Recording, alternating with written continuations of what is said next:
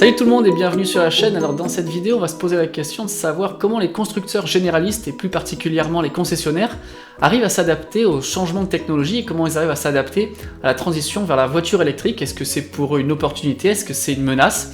Bref, on va en discuter avec Lionel de Kia Fréjus. Et si vous êtes intéressé par la voiture électrique en général et son écosystème, eh bien je vous invite, si ce n'est pas déjà fait, à vous abonner à la chaîne. Alors on se retrouve tout de suite à Fréjus en compagnie de Lionel. Donc, je suis Lionel, je suis commercial à la concession Kia de Fréjus. Je vends donc des véhicules de tout type, du thermique, de l'hybride et puis bien sûr de l'électrique sur lequel je m'éclate. C'est vraiment du plaisir. On a des produits qui sortent du lot sur le marché. Et la clientèle électrique, elle est vraiment une clientèle très investie et très intéressante pour le coup. Donc avec beaucoup d'échanges et c'est vraiment agréable. Quels sont les retours justement des clients qui sont passés maintenant depuis un an chez Niro? On a livré nos premiers Niro au mois de janvier de l'année dernière, donc ça fait un petit peu plus d'un an qu'on les distribue. Les retours ils sont juste fantastiques. Enfin, c'est hyper agréable d'avoir des retours de clients qui viennent, qui arrivent à la prévente avec un grand sourire, qui font leur premier entretien, qui nous font leur retour de leur consommation sur un an. Ils ont toujours une petite anecdote, une péripétie à raconter. Beaucoup nous font part aussi du fait que lors de leur phase de recharge, ou même quand ils roulent, quand ils se garent, ils ont spontanément des gens qui viennent leur parler, leur demander des conseils, des avis, des choses comme ça. On a une relation qui est même un petit cran au-dessus en termes de... souvent on a passé plus de temps avec eux lors de la commande, parce que aussi bien pour eux que pour nous c'était nouveau comme produit, sur ces capacités, sur ces autonomies-là, parce qu'on distribuait déjà des modèles électriques avant. Mais du coup, voilà, c'est une démarche qui a demandé une approche différente. Et pour le coup, on a vraiment construit le projet avec eux. Si je viens en concession maintenant et que je veux repartir avec un e-Soul ou un Niro, quel est le délai d'attente? Les délais d'attente, ils vont être variables selon les modèles, selon les finitions et selon les couleurs. Certains véhicules sont ce qu'on appelle en stock France. Sur du stock France, on a des livraisons assez rapides. On peut organiser une livraison sous 2 semaines à 3 semaines. Ça peut être vraiment assez vite. On a quelques véhicules en stock qu'on appelle, ici on est à Fréjus au Capitou, donc on appelle en stock Capitou, ici sur le parc, donc sur des délais encore plus rapides pour le coup. Et après, selon la finition et la motorisation et tout ça, on peut avoir au maximum, là actuellement on va avoir des délais de 5 mois quoi, à peu près. Quelle est la vision du groupe JPV et de la marque et ta vision personnelle par rapport à l'électrique? Est-ce que c'est une opportunité ou est-ce que c'est un frein? Comment on apprécie ça quand on est dans un secteur d'activité qui est en pleine révolution? Alors chez nous, dans le groupe JPV, on va distribuer à Fréjus, on va aussi distribuer des véhicules, par exemple à la Garde, on a notre très gros site. Tout le groupe est très orienté sur l'évolution dans le monde automobile, les évolutions technologiques, les évolutions techniques. Donc on investit à fond, on y croit à fond.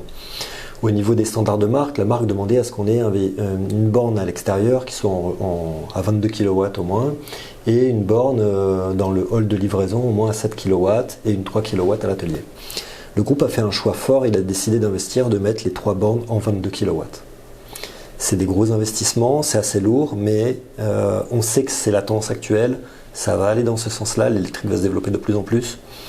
On a envie d'envoyer ce message fort aussi à nos clients, à nos prospects, à tout le monde. La borne qui est en accès à l'extérieur, des clients qui sont de passage, qu'ils soient sur du Kia ou même sur d'autres marques, c'est aussi l'occasion pour nous de présenter nos produits, de montrer un petit peu le savoir-faire de Kia. La borne de livraison, ça va être pour tous les véhicules qu'on va livrer qui pour le coup seront chargés à fond. On peut aussi s'en servir en appoint si jamais notre borne extérieure, on a 2 places électriques dessus, si elles étaient occupées, on pourrait en plus prendre un troisième passage.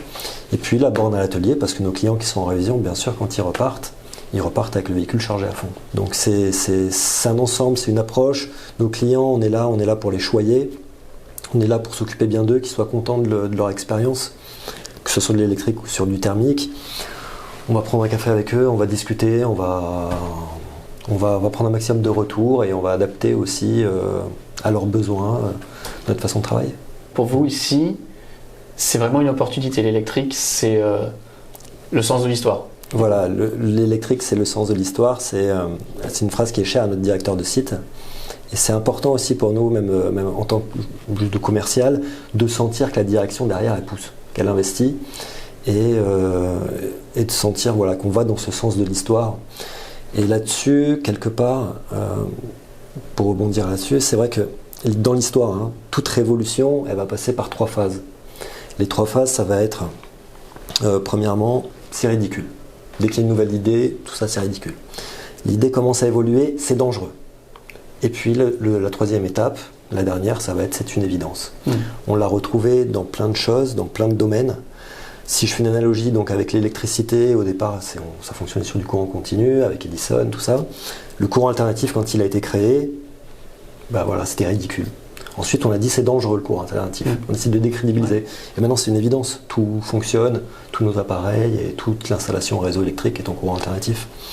De même, on peut prendre l'exemple le droit de vote des femmes. Le droit de vote des femmes, voilà, c'était ridicule. Ensuite, c'était dangereux. Et puis maintenant, c'est une évidence. L'abolition de l'esclavage. Donc, toute révolution dans l'humanité, elle passe par ces 3 étapes-là.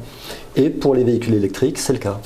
Et après, à titre personnel, je pense que du coup, on se dirige vers la 3e étape. C'est une évidence qu'on est en plein dedans. Donc le passage à l'électrique, c'est comme tu dis, une révolution. C'est pas simplement un petit changement. Il y a une part de révolution, ouais. Il y a une part de révolution à l'intérieur, tout à fait. Alors Kia donc, est bien investi dans l'électrique avec 2 modèles qui fonctionnent vraiment très bien, dont on a pu faire les essais que vous pouvez retrouver sur la chaîne. Qu'est-ce qu'il en est du volume de vente? Est-ce qu'on a une idée des objectifs de vente de Kia en France? Alors, les objectifs de vente de la marque, sur l'année 2019 par exemple, il y avait eu une estimation de Kia France à peu près à 3000 véhicules. Très très rapidement, il y avait eu 500 commandes dès les ouvertures de commandes parce que le produit était très attendu. Les 3000 commandes ont été atteintes et pour l'année 2020, les objectifs, les estimations de Kia France seraient d'avoir 3000 e-Soul plus 6000 e-Niro. Donc un total de 9000. Donc j'ai pas mal de questions qui m'ont été posées par les abonnés de la chaîne. Tu nous as donc prêté le Kia e-Soul. Ouais. Est-ce qu'on peut revenir un petit peu sur ce véhicule? Il est différent du Kia e-Niro. En quoi, pour toi, il est différent? Quelles sont les différences entre ces 2 véhicules qui sont très ressemblants? Alors, les différences entre les 2 véhicules, il y en a plusieurs. Bon, déjà, bien sûr, la différence esthétique. On va avoir 2 looks assez différents. Le e-Soul a toujours été un véhicule un peu plus fun, on va dire, du côté du constructeur, même sur les précédentes générations. Assez orienté musique, comme son nom l'indique. À l'intérieur, dès la finition design, on récupère un son en Harman Kardon avec vraiment une belle qualité sonore et beaucoup de watts pour le coup. Donc voilà, déjà il va y avoir ce look et ce côté un peu décalé par rapport au Niro qui est plus classique, plus consensuel. Ensuite, la deuxième différence qu'on va avoir, ça va être au niveau de la position de conduite. Le e-Niro est déjà un crossover, donc on a déjà une position de conduite plutôt haute. Mais sur le e-Soul, l'assise est pour le coup encore plus haute. Et puis la 3e différence, après c'est au niveau des dimensions du véhicule. On a un écart de taille au niveau du véhicule et qu'on va retrouver notamment après sur les volumes de coffre à bord des véhicules. Sur le e-Soul, on est à 351 litres, là où sur le e-Niro, on va passer à 451 de mémoire. Le groupe maintenant fait partie de Ionity. Est-ce que pour l'instant, on a des informations sur les tarifs, puisqu'on sait que Ionity a augmenté ses prix, mais jusqu'à présent, tous les membres du consortium ont des tarifs séparés. Est-ce qu'on a des informations sur ça? Alors, au niveau de Ionity, c'est vrai qu'on a beaucoup d'interrogations de la part de nos clients. Actuellement, faut bien prendre une chose en compte, c'est qu'on est un distributeur de la marque, on distribue la marque. En aucun cas, on parle au nom de la marque directement. La marque, elle a ses propres porte-paroles, elle a aussi ses ingénieurs, elle a tout ce qu'il faut. Nous, le discours officiel que l'on reçoit, pour l'instant, Kia n'a pas positionné de tarif particulier sur le réseau Ionity auquel on a adhéré et auquel on fait partie. J'ai pas une info particulière dessus. Après, les clients souvent connaissent des petites alternatives, des petites astuces en passant par certains systèmes. Probablement tu en parleras toi-même pour pouvoir faire baisser le coût des recharges. Il y a une différence entre les équipements sur le Niro en France et à l'étranger, notamment il n'y a pas la pompe à chaleur. Ouais. Est-ce qu'on sait pourquoi il n'y a pas de pompe à chaleur en France? C'est une question qui revient énormément. Là aussi c'est pareil, pour moi c'est un peu compliqué de répondre au nom de la marque, mais disons que concernant la pompe à chaleur, je pense que l'orientation, le choix de Kia France était de faire le rapport entre le surcoût généré par l'installation d'une pompe à chaleur et le gain réel en autonomie sur le véhicule. On est dans un pays qui est plus tempéré que des pays plus nordiques, qui ont fait ce choix-là. Donc je pense qu'il y a eu toute une étude qui a été faite, c'est pas un choix délibéré comme ça de la marque qui a fait qu'ils se sont orientés sur un véhicule sans pompe à chaleur dessus. Une autre question, une autre rumeur qui revient, ça serait de pouvoir augmenter la vitesse de recharge qui est actuellement bridée à 77 kW. Il y a quelqu'un qui m'a parlé d'une rumeur de 170 kW. Est-ce que c'est quelque chose que vous entendez parler en interne ? J'ai vraiment eu aucune info, aucun écho là-dessus. Les 170 kW, j'ai jamais eu de notion ou d'approche là-dessus. Nous, vraiment, le discours du constructeur, c'est justement les 77 kW, c'est aussi un choix par rapport à la garantie, à la longévité de nos batteries. Donc le constructeur a mis cette bride électronique dessus, même si techniquement le véhicule pourrait prendre plus, mais c'est un choix pour optimiser la longévité et pouvoir proposer aussi nos 7 ans de garantie sur les batteries avec une efficience supérieure ou égale à 70% de l'efficience de départ. Et ça, c'est important. On a 8 modules de batterie séparés, ça permet d'intervenir et lors de la visite annuelle, on va les checker via la prise ODB directement. Est-ce qu'il y a une connectivité maintenant sur les véhicules qu'il y a ? Oui, alors précédemment sur le Niro, le modèle Year 2019, on avait déjà la cartographie TomTom intégrée avec les bornes recensées. Donc quand on saisit l'adresse, on peut rajouter sur le parcours les différentes bornes si on veut y accéder.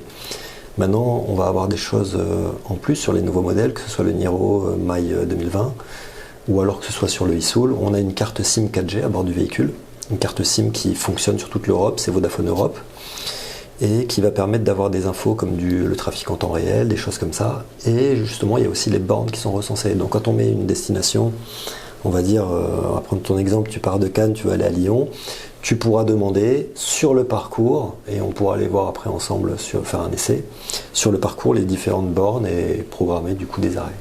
Est-ce qu'il y a une bonne pratique pour pouvoir conserver une bonne longévité à la batterie ? Le constructeur recommande de ne pas dépasser une recharge rapide par jour. C'est une préconisation, on peut bien sûr les dépasser. Et puis quand il parle par jour, c'est vraiment par rapport à l'année complète. Donc si ponctuellement vous en faites 2 dans la journée, c'est pas du tout gênant, on peut le faire. Après c'est vrai que le constructeur conseillait, c'est bien de faire une recharge rapide, c'est ce qui fait chauffer les batteries, la recharge rapide, ce qui fait monter en température de manière à optimiser. Est-ce qu'il y a des conseils pour la recharge au quotidien, par exemple ? Pour la recharge au quotidien, on n'a pas une préconisation particulière. Le véhicule, on peut le mettre en charge à tout moment. Peu importe son niveau de batterie aussi, on peut le mettre en charge. La technologie lithium, c'est bien aussi de ne pas faire descendre complètement la batterie. Oui, moi je préconise toujours de rester entre les 20 et 80 et d'utiliser le 100% vraiment quand on en a besoin. C'est ce qui le constructeur, c'est ce qu'on a sur nos véhicules.